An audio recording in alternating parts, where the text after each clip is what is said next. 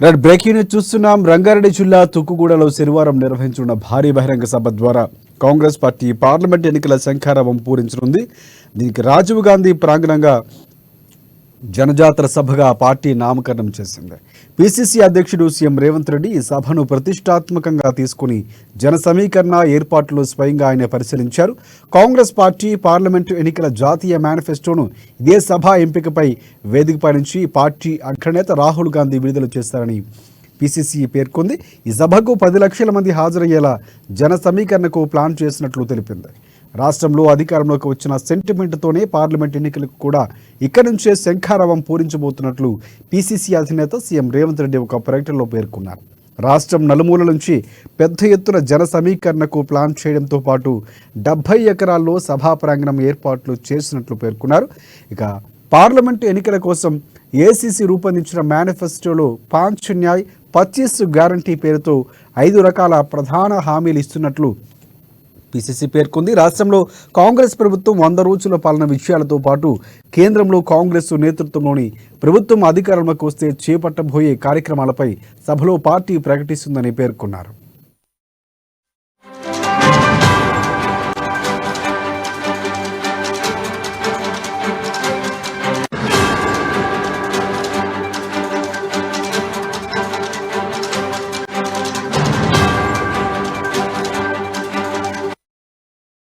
Red breaking news చూస్తున్నాం. రంగారెడ్డి జిల్లా తుక్కుగూడలో ఈరోజు సభ నిర్వహించున్నారు.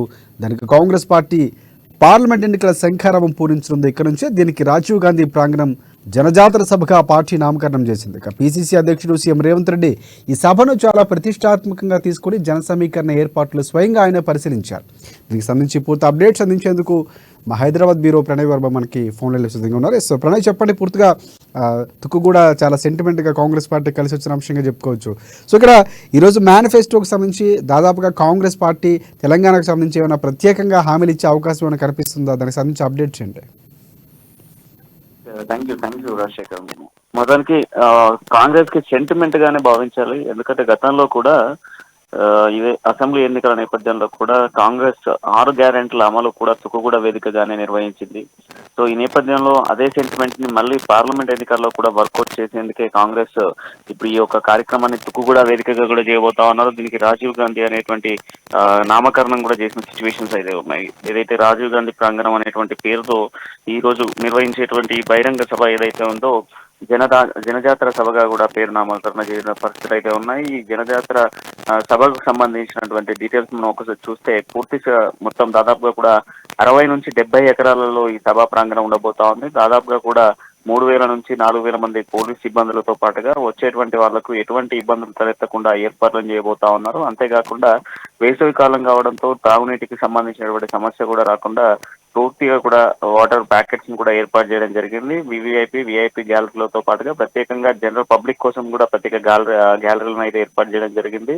సో వేదిక గురించి మనం మాట్లాడుకున్నట్లయితే వేదికపై పూర్తిగా కూడా తెలంగాణ మంత్రివర్గంతో పాటుగా కొందరు ఎమ్మెల్యేలు, అదేవిధంగా మనం చూసుకుంటే దీపాదాస్ తో పాటుగా ఇటు అగ్రనేతలైనటువంటి కాంగ్రెస్ అగ్రనేతలైనటువంటి సోనియా గాంధీ, ఖర్గే, ప్రియాంక గాంధీ, రాహుల్ గాంధీ కూడా ఈ సభా ప్రాంగణానికి చేరుకుంటారు. సాయంత్రం సమయంలో ఈ సభ ప్రారంభం కాబోతా ఉంది. మొదటగా 100 రోజుల సుదీర్ఘ కాంగ్రెస్ పాలన తెలంగాణలో ఏ విధంగా జరిగింది, ఏ అంశాలు ప్రజలకు ఏ గ్యారెంటీస్ నెరవేరాయి అన్నటువంటి అంశాలు మాట్లాడతారు. ఇక తర్వాత మిగతా గ్యారంటీస్ ఏ విధంగా అమలు చేయబోతున్నారు అన్నటువంటి అంశాన్ని కూడా ఈ వేదిక ద్వారా మాట్లాడబోతా ఉన్నారు. ఆ తర్వాత మనం చూసుకున్నట్లయితే దేశ ప్రజలకు కూడా ఈ యొక్క సభా ప్రాంగణం నుంచే పూర్తిగా కూడా దిశానిర్దేశం చేయబోతా ఉన్నారు. రేపు రాబోయేటువంటి రోజుల్లో కాంగ్రెస్ అధికారంలోకి వస్తే ఏం అమలు చేయబోతా ఉంది అన్నటువంటి దానిపైన కూడా 5 గ్యారెంటీలను ఈ వేదిక ద్వారా కూడా అమలు చేయబోతున్నట్టుగా తెలుస్తా ఉంది. దీంట్లో ప్రధానంగా 5 గ్యారెంటీలకు సంబంధించి చూస్తే ఇటు విద్యా వికాస్ తో పాటుగా మహిళా వికాస్, విద్యా వికాస్,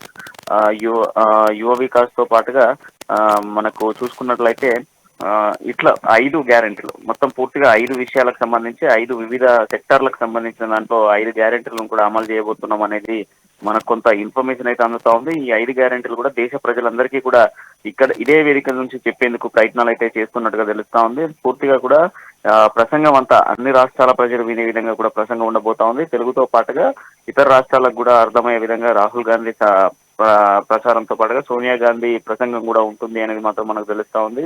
సో పూర్తిగా కూడా ఈ 5 గ్యారెంటీలు ఇవ్వడం వల్ల ఖచ్చితంగా కూడా దేశంలో కూడా పార్లమెంట్ ఎన్నికల్లో, ఇప్పుడు రాబోతున్న పార్లమెంట్ ఎన్నికల్లో కాంగ్రెస్ తనదైన శైలిలో విజయం సాధిస్తుంది అన్నటువంటి యాంగిల్లో కూడా ఆలోచిస్తున్న సిచ్యువేషన్స్ కనబడతా ఉన్నాయి. మరోవైపు 14 పార్లమెంట్ సెగ్మెంట్ కూడా సాధించాలి అన్నటువంటి యాంగిల్లో తెలంగాణను టార్గెట్ చేస్తా ఉన్నారు. 17 గాను 14 కంప్లీట్ గా కూడా గెలవాలి అన్నటువంటి ఆలోచనతో కాంగ్రెస్ ఉన్నట్టుగా కూడా మనకు స్పష్టంగా తెలుస్తా ఉంది. సో వీటన్నిటిని బేస్ చేసుకొని కూడా ఈ యొక్క ప్రచారం ఉండబోతా ఉంది. దాదాపుగా కూడా 20,000 ఆర్టీసీ బస్సులను కూడా ప్రత్యేకంగా వివిధ ప్రాంతాల నుంచి ప్రజలను తరలించేందుకోసం ఏర్పాటు చేయడం జరిగింది. ప్రతి కార్యకర్తతో పాటుగా ప్రతి ఒక్క నాయకుడు, ఎమ్మెల్యేలు, మంత్రివర్గం ప్రతి ఒక్కరు కూడా వారి వారి నియోజకవర్గాల నుంచి ప్రజల్ని ఈ యొక్క వేదిక వరకు తీసుకొచ్చేందుకు ప్రయత్నాలు చేస్తా ఉన్నారు. దాదాపుగా కూడా 10 లక్షల వరకు కూడా ఈ యొక్క ప్రాంగణానికి వస్తారు అన్నటువంటి వార్తలను కూడా మనం చూస్తా ఉన్నాం. సో దాదాపు 10 లక్షల మంది పబ్లిక్ కోసం ప్రత్యేకంగా ఏర్పాట్లు అయితే సిద్ధం చేయడం జరిగింది.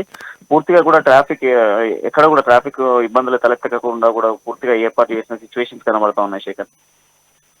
ట్రాఫిక్ డైవర్షన్ సంబంధించి ఏమైనా ముందస్తు సూచనలు చేసినటువంటి పరిస్థితి కనిపిస్తుంది. ఎందుకంటే 10 లక్షల జన సమీకరణ దాదాపుగా తెలంగాణ రాష్ట్రం మొత్తం మీద అన్ని ప్రాంతాల నుంచి వస్తున్నారు. ఒక బూత్ నుంచి ముగ్గురిని తీసుకునే ప్రణాళిక కూడా రచించారు. సో పూర్తి స్థాయిలో జనాలు వస్తున్నటువంటి పరిస్థితి. సో ట్రాఫిక్ డైవర్షన్ సంబంధించి ఏమైనా అప్డేట్స్ పోలీసులు ఇచ్చినటువంటి పరిస్థితి ఉందా? ఏం శేఖర్, ఇప్పటికే గత 3-4 రోజుల నుంచి కూడా ట్రాఫిక్ వాళ్ళు చెప్తా ఉన్నారు. అండ్ దాంతో పాటుగా పోలీసులు కూడా ఎప్పటికెప్పుడు అప్డేట్ చేస్తా ఉన్నారు. సో ట్రాఫిక్ డైవర్షన్స్ కూడా ఇవ్వడం జరిగింది. ఎందుకంటే దాదాపు కూడా ఎయిర్పోర్ట్ వెళ్ళేటువంటి వెహికల్స్ కొన్ని వస్తూ ఉంటాయి. అంతేకాకుండా ఇతర ప్రాంతాలకు, వేరే డిస్ట్రిక్ట్స్ వెళ్ళేటువంటి వాళ్ళు కూడా ఆ ఏరియా నుంచి వస్తూ ఉంటారు కనుక వాళ్ళకి సంబంధించి ఓఆర్ఆర్ నుంచి డైవర్షన్ ఇచ్చినట్టుగా తెలుస్తా ఉంది. నేరుగా కింద నుంచి బైపాస్ లో రాకుండా ఓఆర్ఆర్ నుంచి డైరెక్ట్ సిటీకి ఎంటర్ అయ్యే విధంగా బైపాస్ లో ఇవ్వడం జరిగింది. సో కేవలం మనం చూసుకున్నట్టయితే దాదాపు 500 ఎకరాలలో వచ్చేటువంటి వాహనాలు ఏవైతే ఉన్నాయో వాహనాల పార్కింగ్ కోసం 500 ఎకరాలను సపరేట్ గా కేటాయించిన సిచ్యువేషన్స్ కూడా ఉన్నాయి. సో ఏదైతే అంటే సభకు వచ్చేటువంటి వాళ్ళకి సంబంధించి కూడా జనరల్ పబ్లిక్ కావచ్చు, విఐపి గ్యాలరీలకు, మీడియా గ్యాలరీలకు సంబంధించి కూడా ప్రత్యేకంగా పార్కింగ్ అలాట్మెంట్ కి దాదాపు 500 ఎకరాలను కేటాయించడం జరిగింది. ఇటు దాదాపు 70 నుంచి 80 ఎకరాలలో సభ ఉండబోతా ఉన్న నేపథ్యంలో కూడా ఇబ్బందులు తలెత్తకుండా, ట్రాఫిక్ ఎక్కడ కూడా ఇబ్బంది తలెత్తకుండా దాదాపు ఇప్పుడు వేసవి కనుక దాదాపు వివిధ ప్రాంతాల నుంచి, అది ఎగ్జాంపుల్ అటు ఆదిలాబాద్ కావచ్చు, ఇటు ఖమ్మం కావచ్చు, లేదనుకుంటే మనం చూసుకుంటే భద్రాద్రి కొత్తగూడెం జిల్లాలు కావచ్చు, ఇటువంటి ప్రాంతాల నుంచి రావాలంటే సుమారుగా దాదాపు 5 నుంచి 6-7 గంటల సమయం పడుతుంది కనుక వాళ్ళు ఉదయం సమయంలో బయలుదేరతారు కనుక దాదాపు 3-4 గంటల వరకు సభా ప్రాంగణానికి చేరుకుంటారు. సభా ప్రాంగణానికి చేరుకునే లోపుగానే వాళ్ళకి సంబంధించి ఇబ్బంది అంటే ఎండ ఇబ్బంది ఉండకుండా కూడా ట్రాఫిక్ ఎక్కడ కూడా ఆగకుండా కూడా ఏర్పాటు అయితే దగ్గరుండి చేస్తా ఉన్నారు. పోలీసులు ఎప్పటికప్పుడు అక్కడికి చేరుకుంటా ఉన్నారు, ట్రాఫిక్ డైవర్షన్ ఇస్తా ఉన్నారు. అంతేకాకుండా ఇటు సీఎంతో పాటుగా మంత్రివర్గం అంతా కూడా నిత్యం అక్కడికి వెళ్ళడం, అక్కడ పర్యవేక్షించడము, ఈ సభను ఖచ్చితంగా కూడా సక్సెస్ చేయాలి. అసెంబ్లీ ఎన్నికల తర్వాత ఇది మొదటి కాంగ్రెస్ సభగా కూడా మనం భావించాలి. సో మొదటి కాంగ్రెస్ సభకు సంబంధించిన దాంట్లో కూడా ఇబ్బందులు ఎక్కడ కూడా తలెత్తకుండా కూడా ఏర్పాట్లను దగ్గరుండి మరీ చూస్తా ఉన్నారు శేఖర్. రాహుల్ గాంధీ రాబోతున్నటువంటి పరిస్థితి ఆయన పూర్తి స్థాయిలో చూసుకుంటే అంటే మొదటి ప్రసంగం ఎవరు ఉండబోతుంది అంటే పూర్తిగా ప్రోగ్రామ్ జరిగే ప్రాసెస్ కానీ లేకపోతే దానికి షెడ్యూల్ ఏమైనా విడుదల చేసేటువంటి పరిస్థితి ఉందా? సో ముఖ్యమంత్రి ఎప్పుడు మాట్లాడతారు, ఈ విషయాలు ఏమైనా మనకు తెలుస్తున్నటువంటి పరిస్థితి ఉందా ప్రణయ్? ఇది యాజ్ పర్ ప్రోటోకాల్ ప్రకారమే సభలో ప్రసంగాలు ఉండబోతున్నాయి అనేది మాత్రం తెలుస్తుంది. ఇప్పటికైతే అఫీషియల్ గా ఏదైతే ఎవరెవరు ప్రసంగం ఉంటుంది, మొదట ఎవరిది ఉంటుంది అన్నటువంటి ఇంకా డీటెయిల్స్ అయితే వెళ్ళలేదు. ఇంకా అంతకు మించి ఇంకోటి ఏంటంటే ప్రధానంగా ఇక్కడ హోస్టింగ్ ఎవరు చేస్తున్నారు అన్నటువంటి ఇన్ఫర్మేషన్ కూడా ఇంకా రావాల్సి అయితే ఉంది. అది మధ్యాహ్నం వరకు రిలీజ్ చేస్తామని చెప్పేసి చెప్తా ఉన్న సిచ్యువేషన్స్ కూడా కనబడతా ఉన్నాయి. సో ప్రోటోకాల్ ప్రకారంగానే మొదటగా మంత్రివర్గం తర్వాత సీఎం మాట్లాడడం, సీఎం తర్వాత మనం చూసుకున్నట్లయితే అటు ఖర్గేతో పాటుగా ప్రియాంక, రాహుల్ అనంతరం కూడా చివరిగా కూడా నాకు తెలిసి సోనియా గాంధీ ప్రసంగం ఉండబోతా ఉంది. సోనియా గాంధీ చేతుల మీదగానే 5 గ్యారెంటీలు కూడా ఏదైతే 5 గ్యారెంటీలకు సంబంధించినటువంటి అంశాన్ని కూడా సోనియానే ప్రసంగించబోతా ఉన్నారు. దేశ ప్రజలందరికీ కూడా ఇదే వేదికగా కూడా దిశానిర్దేశం చేయబోతున్నట్టుగా కూడా మనకు స్పష్టత వస్తోంది శేఖర్. సార్ చివరిగా అంటే కాంగ్రెస్ పార్టీ తెలంగాణకు సంబంధించి 23 గ్యారంటీలు ఇందులో భాగంగా ఇవ్వబోతుంది. ఈరోజు ప్రసంగంలో ఉండే అవకాశం ఉందని కూడా కొన్ని వార్తలు వస్తున్నాయి. అందులో పాలమూరుకు సంబంధించి జాతీయ హోదా కల్పించడం, కొన్ని విశ్వవిద్యాలయాలు కూడా ప్రకటించే అవకాశం ఉంది. సో ఆ దిశగా కాంగ్రెస్ పార్టీ ప్రకటన చేయబోతుంది అన్నటువంటి వార్తలు వస్తున్నాయి. సో దానికి సంబంధించి ఏమైనా అప్డేట్స్ ఉన్నాయా?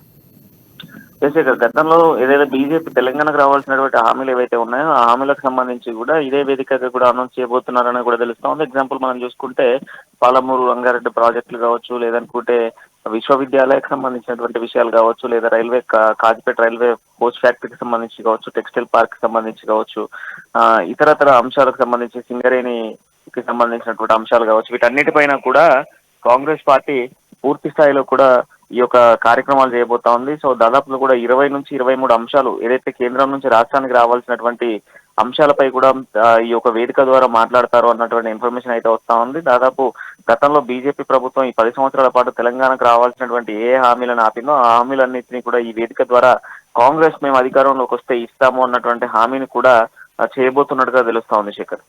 ఎస్, ఇంకోటి అంటే మనం మాట్లాడుకుంటే ఈరోజు ప్రసంగం చాలా కీలకం కానుంది. మీరు ఇందాక మాట్లాడుతూ కూడా దేశానికి సంబంధించిన లోక్సభ ఎన్నికలకి ముందు సమర శంకరావం తెలంగాణ నుంచి పూరించబోతున్నాం, ఇక్కడ నుంచే నాంది పలకబోతున్నాం.